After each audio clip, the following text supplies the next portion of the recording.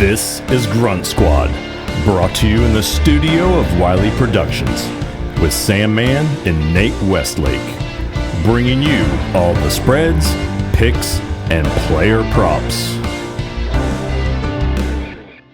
Welcome in to the Grunt Squad. I'm your host, Sam Mann, and this is my co-host, Nate Westlake. Nate, how you feeling today, bud? You ready to get in? I couldn't be more excited. This is awesome. This is amazing. Let's get it going. Well, let's do it. Let's talk a little bit about week one. I know this is week 3, but to recap, all things football, props, betting, all of that. Let's go through week one and what you did. Oh, week one was baby. Got off to a fantastic start. Thursday night, we had Kansas City -4, unfortunately, because of some Kadarius Toney drops. And that was a loss for us. But then we backed it up with MVS, Marquez Valdez Scantling. That's a tough one, though. That's why people say MVS. Over 40 yards. That was a win for our prop. And then Sam Laporta, tight end for Detroit, over 30 yards and over 2 receptions. So that's 2 wins. Yeah, he's looking good. Dude, and I love rookies early on. The value in props is normally great value with props with rookies. And then we move into Zay Flowers, another rookie. Over 36 yards, win. Over 4 receptions, bink, another win. Yeah, Zay looks great. Zay, We like him moving forward too. Hey, they're calling him Human Joystick for a reason. Yeah. I mean, not Human Joystick, but Joystick. They nicknamed him that. The reason he's always open. And then we get into Derrick Henry, over 11 yards. Receiving, right? Yeah. I think he had like 70 or 80. I mean, just a couple of screen passes. Crushed it. Bang, baby. Crushed it. Which is unlike him. Yeah, he's not a wide receiver, but they use him in the screen game. You pound the ball, and then you get the defenders, rushing and then overflow and throw a little screen pass in there. And then Juwan Johnson, over 28 yards and over 2 receptions, both of those cashed. Travis Etienne, over 14 yards receiving, cash. Beautiful. Jordan Addison, back to the rookie thing, even though the value, it wasn't quite as juicy as the Sam Laporta in the Zay Flowers one, because it was 40 yards, but because of the production he had in the preseason, and he was their number 1 overall pick, and he was a stud at USC, highly recruited guy out of high school. Yeah, he had a great game for sure. Great game. Over 4 receptions, over 39 yards. Those both cash. KJ Osborne, over 27 yards, 3 receptions, both cashed. That one, that was an iffy one, but we got lucky there. And then Hayden Hurst was one of my favorite plays of the week in week 1. Hayden Hurst, rookie quarterback, security blanket, underneath stuff. Gonna dump it off. Dump it off. Dude, I hope a lot of you out there took that bet and cashed it and made some money. But it was over 21 yards, over 2 receptions. Bang, bang. Both hit. Then Bijan Robinson, over 2 receptions. Hit that one also. Easy peasy. Easy peasy. Game bets, Baltimore -9, cash money.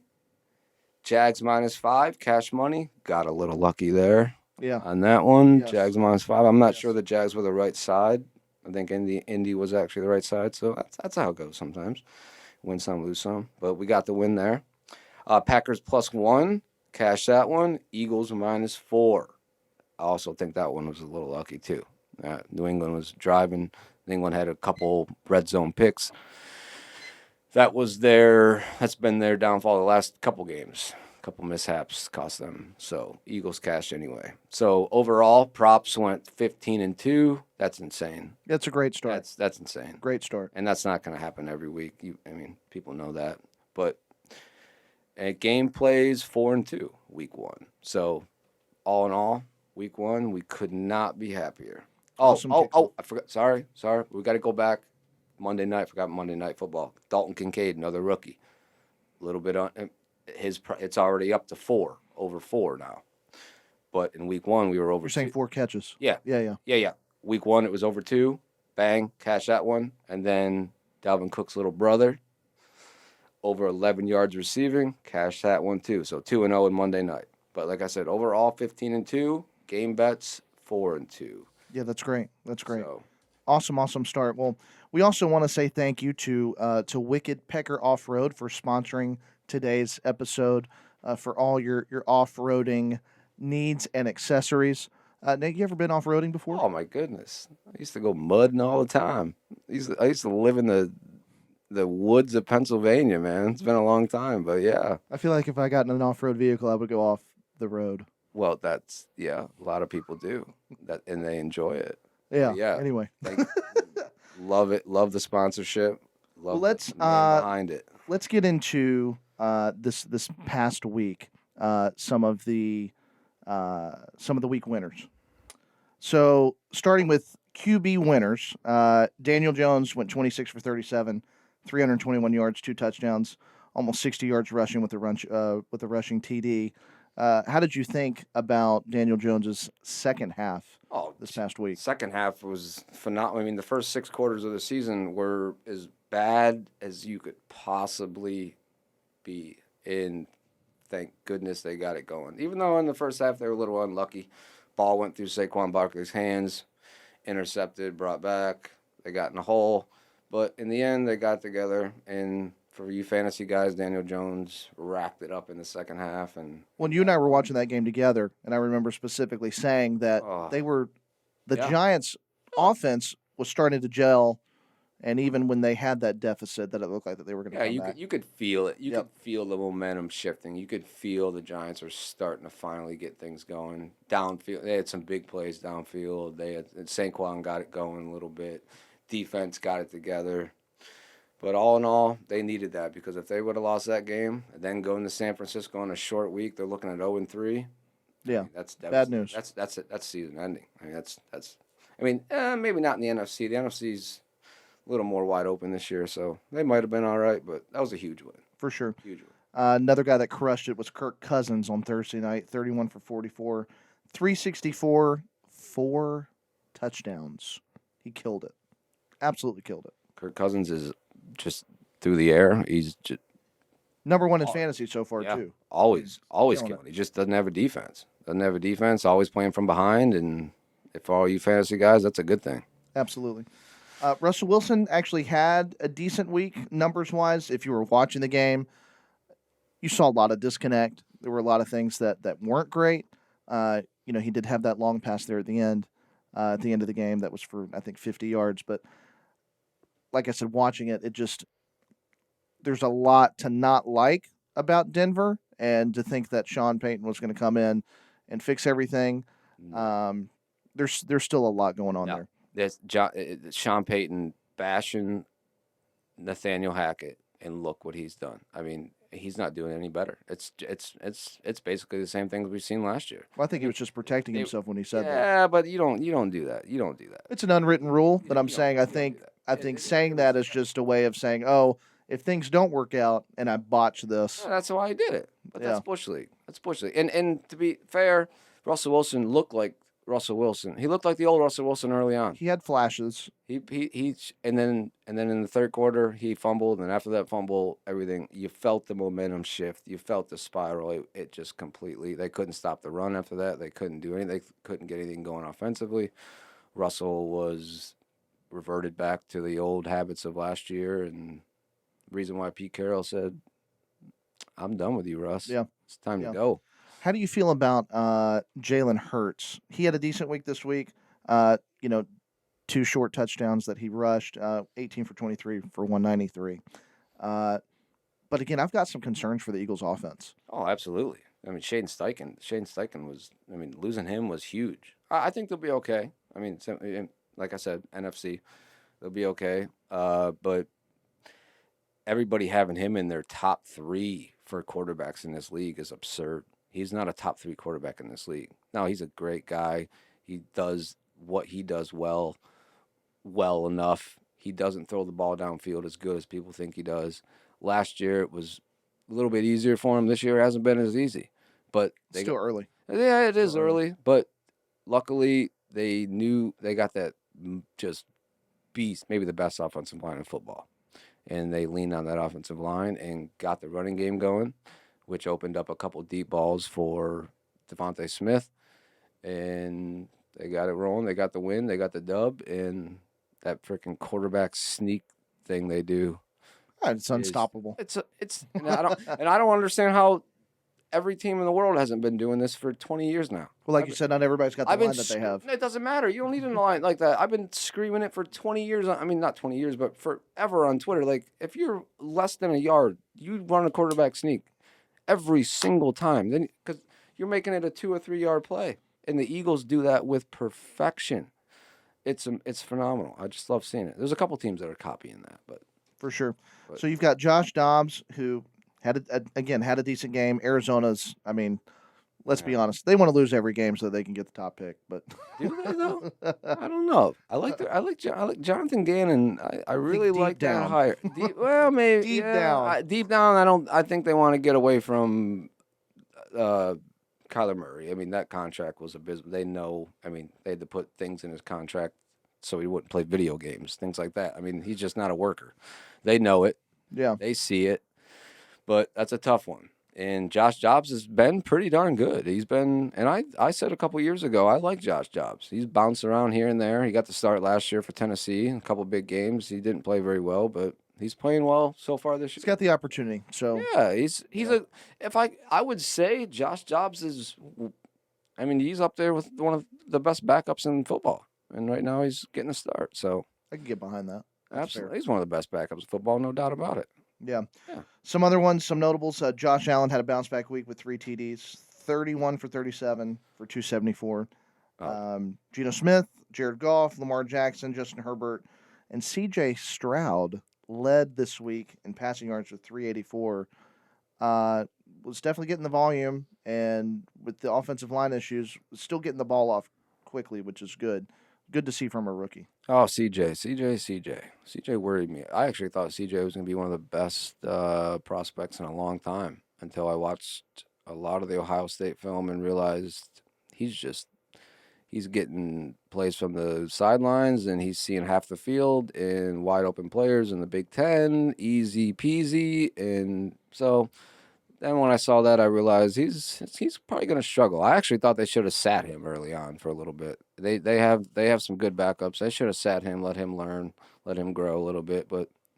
And let's go to Josh Allen. Josh Allen was phenomenal on Sunday. Josh Allen dialed it back.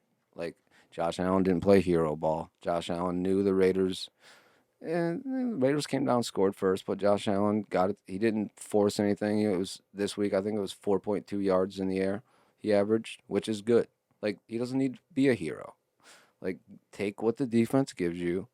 Don't put yourself in harm's way every other play. Which he still does that. Oh, it just drives me insane. I can't believe he hasn't gotten hurt yet, but he's just such a matter of time. I mean, imagine being that freakish of an athlete and it's hard to tell someone like that to dial it back. But that's a manager of the team or a GM or a president. Yeah, you see that. It's like you see the talent. You see all the upside with that and the fact that he's capable of taking over. But he puts himself at risk. And ultimately, because the buck stops with Josh Allen. If he goes down, they got nothing. So, be interesting to see if he can stay healthy.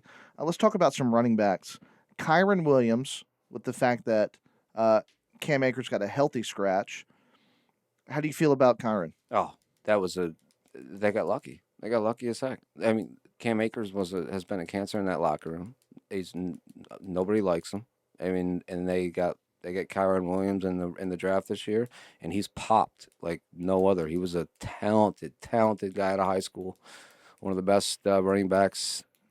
Went to Notre Dame. Had a pretty good career at Notre Dame, and Sean McVay knew he was a guy that would fit well in that offense, and sure enough, look what's happened. 10 targets, too. 10 targets for 6 catches. I didn't realize he was such a good pass catcher. He's done well. He's done well. He made I think he had a fumble on Sunday. Did he have a fumble? I think he did. But other than that, he's been fantastic. And then the other rookie. Yeah. How do you say his name again? Oh, Puka Nakua. Puka Nakua. I'll get that name down one of these days. Puka Nakua. Oh man, it's been fun. But Brian Robinson had a great week this week, 18 for 87, 2 touchdowns, and a couple of catches for 42 yards. He looked great. I mean, he looked like the Brian Robinson of old. Healthy, looked good. Efficiency was very, very good. DeAndre Swift, 28 for 175 and a touchdown. He looked Oh, off the chain. I was worried like before that game. Like, are they gonna play? Because in week 1, I think he had 4 carries, and what's his name got hurt. Gainwell got hurt, Right. and I just don't understand why. Gainwell's talented as heck, but I mean, DeAndre Swift is Swifty, baby. He is. This guy's legit. And and then in that second half, they just got behind those big boys and pounded it and pounded it. That's all they had to do. And when you have you had the inconsistency with Jalen, Oh, guys like AJ Brown, who was visibly frustrated on the sideline. that's what's scary about the Eagles. They can beat you multiple ways with running backs, tight ends, deep threat with Devontae and AJ Brown. So I mean, there's so many ways they can beat you. For sure. Now here's one that I really like I've always been a fan of is Raheem Mostert. 18 for 121, 2 touchdowns. He looked fantastic. Yeah, what I like about Raheem Mostert right now is last year, the Dolphins, 28th in the league in rushing attempts. And this is a guy, Mike McDaniel, that came over from the San Fran system. San Fran system is a run-first offense. It's built around the run, the zone scheme run, the old Mike Shanahan run game, the Clinton Portis days, all that stuff, where a lot of backs can shine in. And last year they were 28th in rush attempts. This year they're at 14. I'd like to see him get down around 10 with that receiving core and all that talent around them. That team is scary, and that dude is a stud. He's the second fastest guy on that team. I don't know if a lot of people know that, but think about that. And Jalen Waddle plays for that team. Yeah. So no doubt. It's unbelievable the speed they have. Some other notables, CMC, he looked great CMC always does, I wish they get his usage down a little bit. I don't want to see him get hurt. 11 straight games with the touchdown. I know, but I don't want to see him get hurt. That's a lot. He's not a big dude. I'd like to see his usage come down a little bit. But other than don't tell that to fantasy managers because they're going to say less usage. I get it, but this is you're out of your mind. The NFL's it's a marathon, not a sprint. So I mean, I just like to see they can get they'll figure it out. I have trust, all the trust in the world. And Bijan Robinson, 19 for 124, had 5 targets, which not a lot of targets to go around in that offense. Folks, that boy is the best running back in the NFL. Agree or disagree? I think he will be. Yes. No, he is already the best back in the NFL. It's unbelievable. I didn't realize how big he was. You can take him. I'll still take CMC. Oh, I'll take Bijan all day. And I love both of them. All day long. I love both of them. He's 162, 235. That's why. And shifty, even more shifty than CMC. But either way, they're both great. For sure. This is awesome. He's in a great situation with Arthur Smith. He's in a great situation. Even though they don't throw the ball very well, but Arthur Smith likes to run the ball, dink and dunk, all that kind of stuff. So for all you fantasy people, if you drafted him, it's the best like you said, the best situation he could have been in. And I wonder how many leagues out there where he didn't go top 5, because he should have won top 5. And if depends on the format, but yeah, he should have won top 5. Yeah, he was number 1 in rookie drafts for sure. Forget rookies, forget any of that. He should have been in the top 5 regardless. I might have drafted number 1 overall if I was still doing fantasy. So you had Rachaad White, nice comeback week this week. 17 for 73 and a touchdown, 5 targets, 5 catches, 30 yards. He was in the passing game. He bounced back. His efficiency went up because he was on the clock. Let's be honest. I mean, this guy, if he had another bad game, I think Sean Tucker would have taken over. You think so? I really, really do. Especially with Chase Edmonds being down. So I think this was a must good game for for Rashad White to have. And he definitely did I that. really like the way this Tampa Bay offense is rolling. I really like. Baker Mayfield looks great. I love. I was saying to you earlier, the coach that used to be the QB coach. I can't remember his name off the top of my head. Some of you guys will know.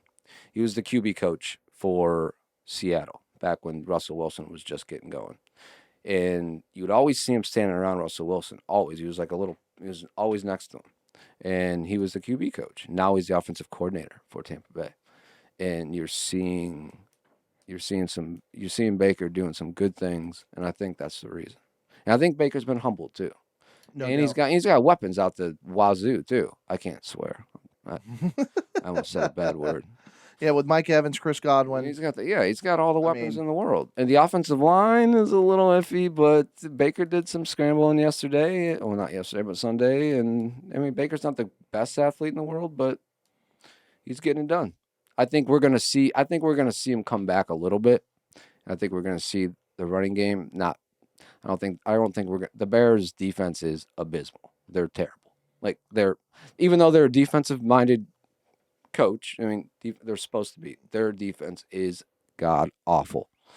Well, the run defense has been bad the last defense several in years. general is god awful. That team is in bad shape. And he's not going to get that soft of a defense each week, but it should be interesting to see. But it is a weak division. It is the NFC, so we'll see. And kudos to Baker for the start he's had, and kudos to he stepping in for Tom Brady. I mean, and for that entire offense. I mean, that's like a coach on the field. That's everything. For sure. So for sure. Kudos to him. Zach Moss looked super, super good. 18 for 88. Yeah, touchdown. I didn't catch much of that, but yeah. He was on the field a bunch, like 98% of the snaps, to be exact. Yeah. He was out there. Taylor being gone, guess what? Someone's got to step up. That's and it. What that means is somebody gets an opportunity. Some make the best of it, some don't. Zach Moss so far has. Dallas traded, Nakeem got Hines, and they did the swap. Too bad Hines got hurt in the silly, what was it? Boating accident? Yeah. Yes. Jet ski. Jet ski accident. Nakeem Hines. Anyway, that's either near nor there, but yeah. Kenneth Walker, James Cook, Derrick Henry, James Conner, and Tony Pollard to round out the running backs there. Yeah, I love Kenneth Walker. Kenneth Walker, my favorite back coming out of that draft. His efficiency wasn't good this week though, but he still had the 2 TDs, and that that kind of saved his week.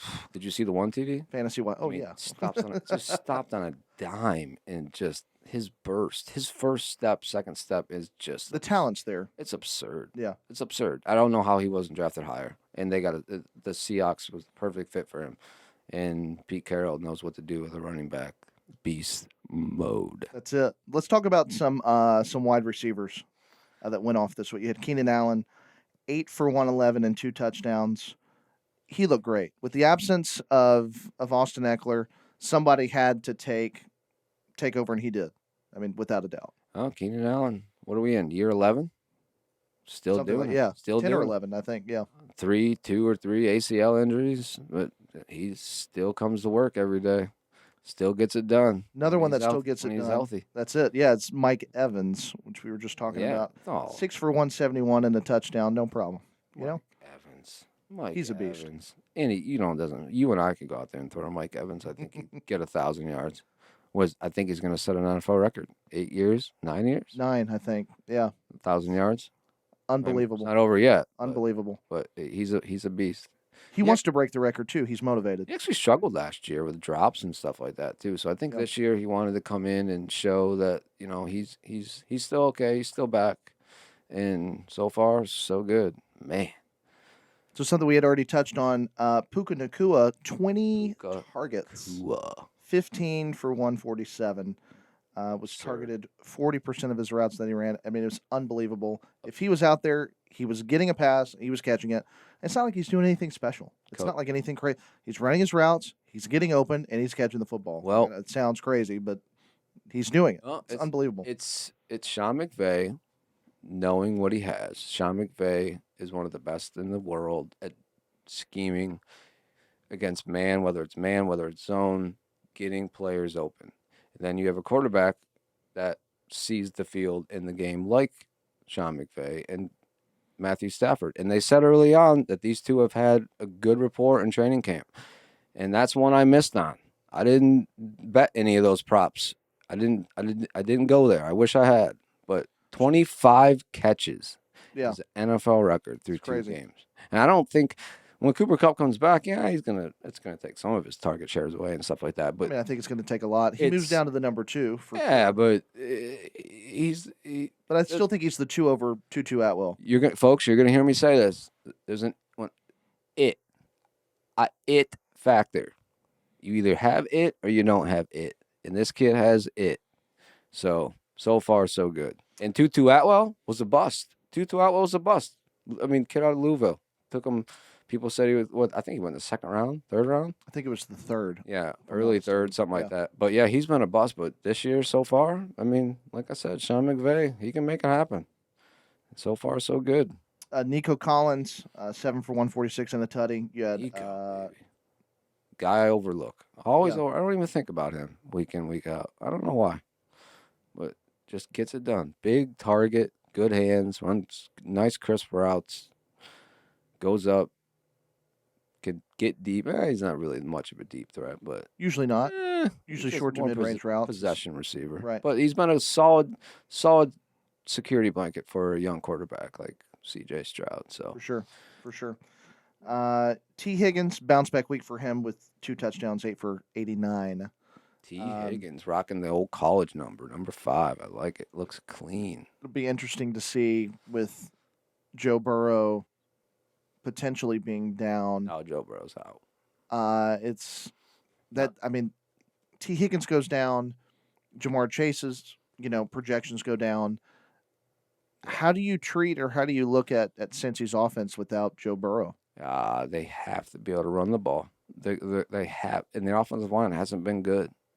And they're not going to be. The preseason backups looked pretty good, so we're going to see a lot more underneath stuff. We're going to see some dump offs. We're not going to see as much downfield stuff. So I think Higgins will still be involved, but you're not going to see your big plays with Chase downfield like you normally would. A lot less, right? Yeah, even with Burrow in there right now. You say Burrow stuck it out. Like Burrow, you could see throughout that entire game, especially at the end, he was not getting any oomph on his ball. It wasn't coming out of his hand like it normally does. He hasn't been healthy. No, literally any season of his career, but this feels different. This team, it's not the same thing. They've been 0-2. He's got to get right. Yeah, he's got to get right. Yeah, and like I said, got to get healthy. Chase said it. I don't care. Joe, sit out the first 6 games. Remember, he tweeted that this summer. He said it, and everybody's like, "Well, that's crazy." No, I think Chase knew. Like, get right, Joe. Make sure you're good. We'll get by. We'll win a couple games. Hopefully, go 3-3 in those 3 games, and then we'll get it going. But right now, they might have hurt themselves. So we'll see. I'm worried. This isn't the same. Cincinnati team. Their secondary is not as good. Their secondary is underrated. It was underrated. They got 2 rookie safeties. They're not playing well. The defensive line's not getting pressure like they were. The offensive line's still meh. Joe Mixon's doing okay, but he's not the same Joe Mixon. They got rid of Pirine. And that's what I was going to say. Yeah. Getting rid of Pirine, I think. He's in Denver now, so I don't know.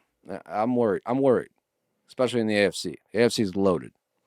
So bounce back week for Tyler Lockett, who had a terrible week 1. 8 for 59 and 2 touchdowns. He was getting some usage, which was good to see. And we already spoke about Geno, having a bounce back week. So that was nice. You had Devonta Smith, which we touched on, 4 for 131 in a tutty. Josh Reynolds, 5 for 66 and 2 touchdowns. That was a guy that I targeted in DFS too. Super, super cheap, inexpensive on there. Good one. CeeDee Lamb, 11 for 143. CeeDee's a beast, but that's basically all Dallas has. So did you see the hit he took? He almost did a backflip. That was brutal. Looked like the old. Remember, folks, Dallas fans out there. Remember the Michael Irvin injury, hurt the neck. That's what I thought when that play happened. Flashbacks. That's what I thought when that play happened. But kudos to Dak and kudos to Mike McCarthy for. I mean, Dak was 31 to 38 and he was phenomenal. Super efficient. Phenomenal against a great defense, coming off a big win. Arguably the best defense in the NFL. Yeah, arguably is the key word there. But they're good. Don't get me wrong. He should have threw one pick six. One went right through Sauce's hands. But other than that, Dak was good. But this was what Dallas did last year. Dallas beat the good teams. I mean, the bad teams. Their defense played well against bad teams, bad quarterbacks. They stomped them. They did. But when they played good teams, Dak reverted back to, average Dak. So I'm a little worried. I'm a little worried about, But all in all, so far, a lot of people have him as their best team in the NFL. No doubt about it, the best defense in the NFL with 2.0, Lawrence Taylor. Yes, and I said that, folks. I said that. That's Lawrence Taylor 2.0, Micah Parsons. That is the best defensive player you have seen in 2 decades.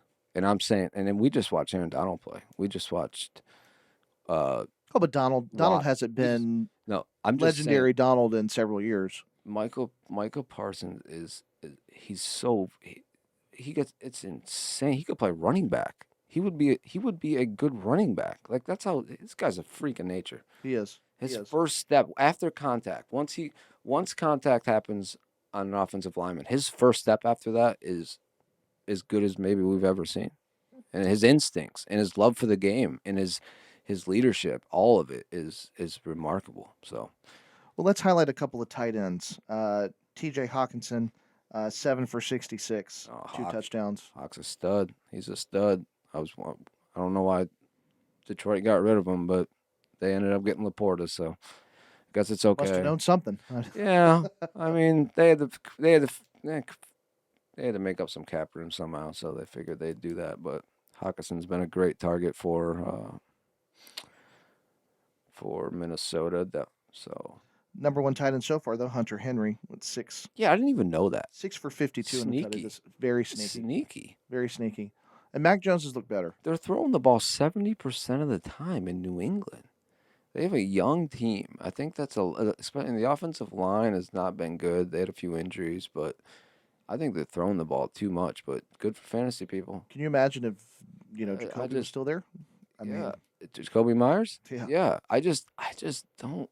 I mean, they're 2 plays away from maybe being 2-0. They at least should be 1-1, and they're not. I mean, they're killing themselves early with silly interceptions in the red zone and things like that, and penalties. They're not buttoned up. It just doesn't. It's sloppy. It feels like it's the end of the era for the Belichick thing. But Mac Jones is playing really, really, really well for what he has around him. He's got a real offensive coordinator this year, so that kind of helps. Nice to see the 2 OGs back healthy again this week. And I'm talking about Travis Kelce and Mark Andrews. You got to know where you're going there. Oh, geez.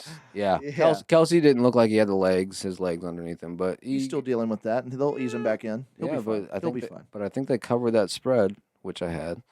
KC -3, baby. I think they won because of, I don't know if you saw the play where they were just on the same page. I mean, Mahomes rolled out to the right.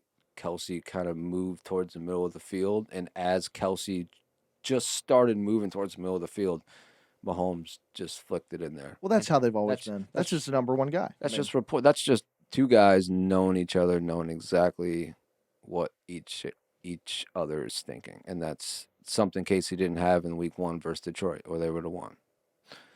So let's transition and let's talk about this past weekend, your Week 2. Last week's picks? Yeah, recap and picks. Another good week, folks. Another good week. We went back to the well. You're going to see me do this a lot. I will go back to the well until I get beat, and a lot of times. We went back to the well with Sam Laporta this week. It went up 1. It was over 3 catches instead of over 2 catches. But that cash, and it was plus 106. Got some good little over even money. Zay Flowers back to the well, over 43 yards. Zay looks so good. Oh, baby, over 43 yards. But we also had him over 4 catches, and he only had 4 catches. So we didn't win on the catch prop, even though he caught a 5th catch, but it was about a inch behind the line, so they called it a run, a little swing pass. They called it a run. So that bums me out. Irv Smith, we went to Irv Smith because last year we cashed a lot with Hayden Hurst. Hayden Hurst was in the Cincinnati offense last year, and Joe Burrow likes those underneath throws and tight ends. But Irv Smith didn't cash. We lost that one. James Cook over 2 receptions. Bink won that one. Marquez Valdez-Scantling over 29 yards. Lost that one. Evan Ingram. Loved the Evan Ingram prop this week. Simply because, we knew Kansas City was going to take away Calvin Ridley. We knew they were going to try, and they did. Exactly what happened. So Evan Ingram over 38. Cash that one. Win. And then Kadarius Toney. That was a scary one for me. But my gut told me this is Kansas City. Kadarius Toney was a huge reason why they won the Super Bowl last year, folks. A huge reason.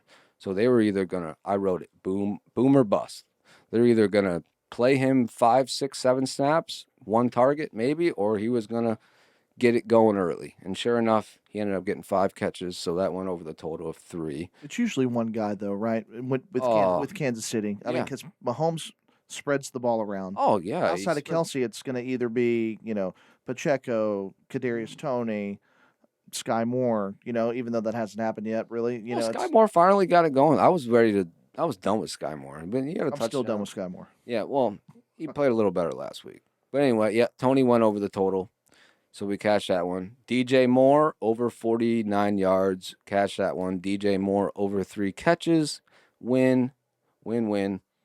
Robinson. Back to Robinson, baby. Back to the well with Robinson. Over 21 yards receiving. Cash that one. That's a scary one, and I told you that. Yeah, you did. For the fact of they don't have the passing volume. They want to run it down. That's what Arthur Smith wants to do. It's more passing downfield they don't like to do. They like to dink and dunk it and stuff like that. That's why I liked Robinson. That was the single reason. Now I think the value on him is gonna go away here eventually, but so far so good. That was it. Oh no, Dotson over 3 catches. Unfortunately, he had 3 catches, so we didn't cash on that one. So we went 8-4 on our props last week, big week, and then our game bets: Kansas City -3, Bink, win. Giants -4. I don't even want to talk about it. I don't want to talk about it. Folks, if you're in the -4, -5 range, -3 range, and the winner covers roughly 80% of the time. So for a team to win and be in the -4 range and not cover is a rare thing. So that was unfortunate. Giants got us a loss. Then we had the Saints on Monday night, -3. That was a push. That was one of the sickest beats you could ever imagine. I mean, because you made the game bet, right? Oh my goodness. I mean, they're up 11 with 2 minutes to go. Carolina hasn't moved the ball all game long. They have to go down. They have to go 80 yards in 2 minutes and get the 2-point conversion. But listen, guys, I had Carolina in game plus 5.5 at even money. So if Carolina had gotten that 2-point conversion, it would have landed on 5. We would have cashed both. That's a nice little middle there. So, but unfortunately, our game bets went 2-1-1 last week. Not unfortunately, we had a winning week, but could have been much better. So let's talk about upcoming games for this week. Games that you like. We've got 5 that we like. Let's talk about the first one. Games that we're leaning into. We're not positive. We're not sure yet, but games we got our eyes on. So let's talk about the Rams against Cincy. Oh man, the Rams are plus 1.5, and we like the Rams. We like the Rams, and we are a little annoyed because this was Rams plus 6.5. Look ahead. This was Rams plus 6.5 as Joe Burrow was walking off the field, folks. I should have grabbed it then. I hope some of you out there did. As Joe Burrow was doing his press conference, it went down to Rams +3. So that kind of told us that we don't think Joe Burrow's going next week. But now it's +1.5, and I still like it. I still like it at even money. I like the Rams to win this game outright. I like what the Rams are doing in general. Yeah, they are going. I think. Wait, are they away? Yeah, it's in Cincy. Yeah. So, but I like I said, the safeties for Cincinnati have been having some issues. Rams offense looks good. Rams offense is just rolling. I don't see anything wrong with Stafford's elbow, even though he threw it 50 times last week. That's a game I really so far, but it's not in stone yet. But that's a game we really like. So another one we like is Detroit against Atlanta. Detroit's -3.5. Oh baby, Detroit and Atlanta. It opened. The look-ahead line for this was 6.5. So with Atlanta going 2-0, starting 2-0, that moved it 3 points, basically 3-point move. So there's some value there in Detroit. Detroit's offensive line is very good. They should be able to control the clock. They should be able to move the ball at will. And not sure Atlanta will be able to run the ball. I think they'll be able to run the ball a little bit, but I don't see them going point for point with Detroit here, even though it's in Atlanta. And I don't care about home field. The home field is not what it used to be. Home field used to be 3 points, 2.5 points. No, it means very little anymore. It'll be interesting to see the Jahmyr Gibbs show. Last week Detroit was they still could have won that game. They were -3 in turnovers, and I liked what Dan Campbell said. Dan Campbell in the press conference said, "Hey, I think we just got humbled.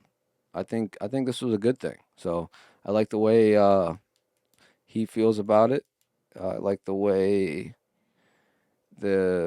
some of the other player quotes were. So yeah, so far right now we are looking towards Detroit. My plays will be out officially later in the week. They will be posted. So hopefully Amon-Ra's back too. We need him back. Yeah, but even if he isn't in, I'm okay with that. Jahmyr Gibbs with Montgomery injury, Jahmyr Gibbs is going to get most of the workworkload, and I think Craig Reynolds split should be interesting. I still think Craig Reynolds starts, but Jahmyr ends up getting more opportunities. It'll be fine. I think behind that Juicy O line. Yeah, it's great. It's going to make anybody look good. Plug and play. I mean, they'll be ready to go with Dan Campbell, So another one that we like, New England against the Jets. New England -2.5. Oh, I mean, this is just like one I circle. This year, I didn't think I'd be circling it because I thought Aaron Rodgers was going to be playing quarterback. So I'd be staying away from that one. But now we're back to Zach attack, which is no attack. Yeah. He's attacking himself. Yeah, New England versus Zach Wilson. I mean, I think I've cashed 3 out of the last 4 since Zach Wilson's been starting quarterback. So I like that just simply because of quarterback play and versus a good defense. I like Bill Belichick in these spots. He's 0-2. I don't think he's ever started 0-3. Even though it's not going to be easy for Mac Jones against his defense. But it should be a low-scoring game. Maybe look at the under, guys. I'm not a totals guy, but might be an underplay. I think all the money's going to go in the under. You're going to see 80% of the money coming in on the under. It probably already has. But so far, I think New England's going to try to run the ball this week. I think they're going to try to have Mac Jones under center a little bit more to set up the play action. Set up some little couple. I mean, they haven't set up any play action plays really at all this year, which is surprising me with the new offensive coordinator. So, well, and especially with the amount of passing that they've done. Yeah, it's 70-30. I mean, it's just shocking me. And they got some pretty good backs, and they're just I don't know. Maybe they just feel like they can pass the ball, which Mac Jones has done well through the air so far. So, but he's played 2 good teams, and so unfortunately they're 0-2. So I like this bounce back here. I like Belichick versus one of the worst quarterbacks on the planet. Sorry, Jets fans. So another one. Listen, they're used to it. So another one we're looking at is Seattle against Carolina.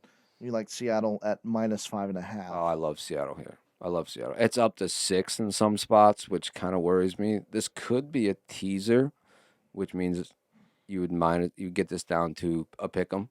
I might tease this with something else. But Carolina, folks, I don't know if you've watched, but Carolina can't move the ball. Frank Wright, I don't know what's happened to Frank Wright. Frank Wright's not.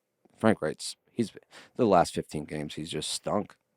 And Bryce Young is, I mean, I'm not saying he's seeing ghosts, but man, He's a rookie QB. We're 2 weeks in. What do you expect? He's a rookie, but there's no pop in that arm. There's no zip there. I wish he'd run the ball more. I said it at Alabama. I said, why is this kid not running the ball 30% more than he does?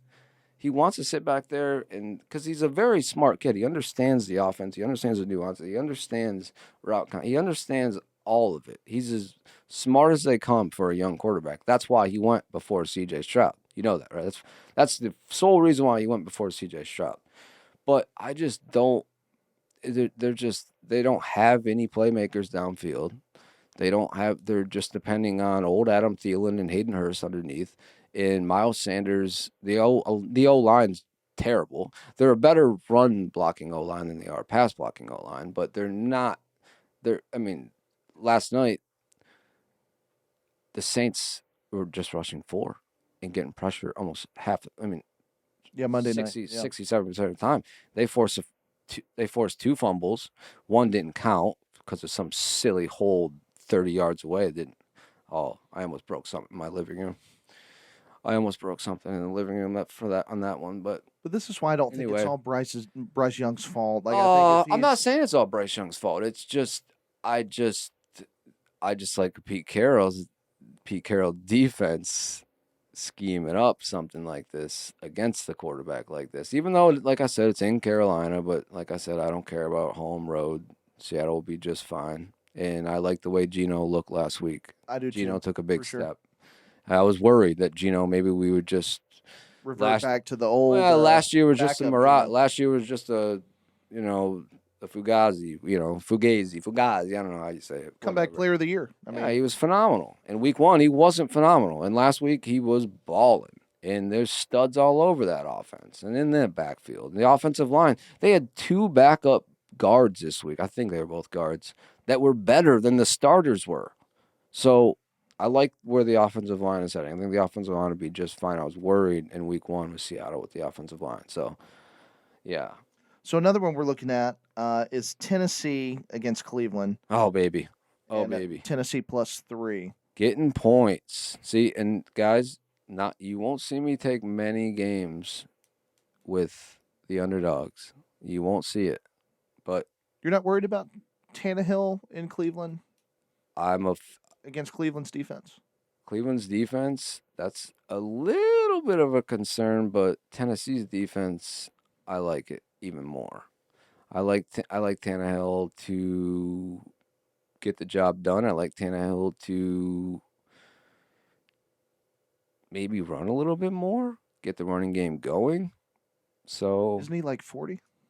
No, he's not 40. He's still he was a wide receiver. He's a wide receiver coming out of college.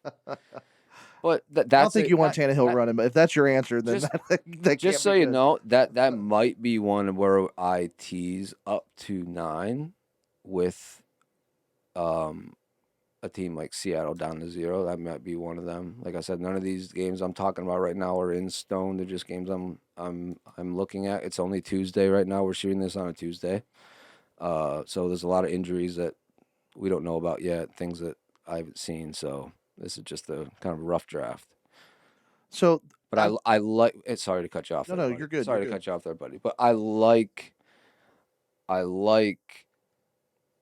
It's hard to throw on Tennessee's defense.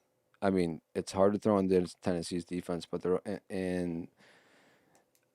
they just played very well versus a very good Chargers team. A Chargers team that's, oh my goodness. I mean, how Brandon Staley still has a job is beyond I don't understand it. It's true. It's mind-boggling. So that's something I'm leaning towards. But like I said, it's not in stone yet. So let me ask you this as we're wrapping this up. So just so people get an idea of how you work and your thought process, how you break games down, how you view them, how you choose. Oh, I'm going to make a bet on this game versus another game.